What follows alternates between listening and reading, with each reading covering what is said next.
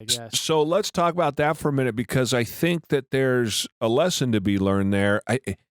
When it comes to being able to do something successfully, that is, that you can make a living at it, there is a preconception, I think, that people have that you have. Let's take you as an example, have some sort of ability that they don't, right?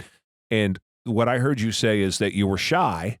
And it was very hard for you to go knock on doors, which I hear throughout business. The hardest part about it is selling, and I don't like to go knock on doors, or I don't like to, have those cold meetings in front of people, and it makes me uncomfortable. You're here telling me after being in real estate for 25 years, you were uncomfortable. That sucked. You didn't know what to say. You didn't know what to do. Yeah, exactly. How'd you learn?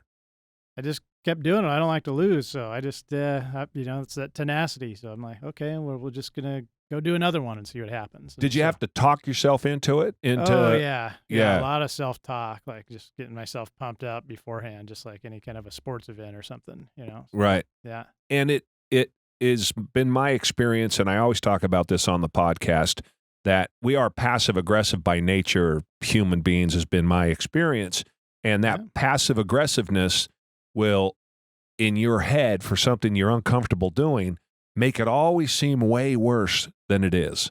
And so in this example, you can tell me if I'm right. My experience has been from knocking on doors is in my head, I'll make this sales call is going to be way worse than it is. And then when I get up there, it went fantastically. Or maybe they slammed the door in my face and it was over much faster. But it never was as bad. Now that's has been 25 years ago. It was never as bad as I thought it was going to be. It's always worse in your head for sure. It always is.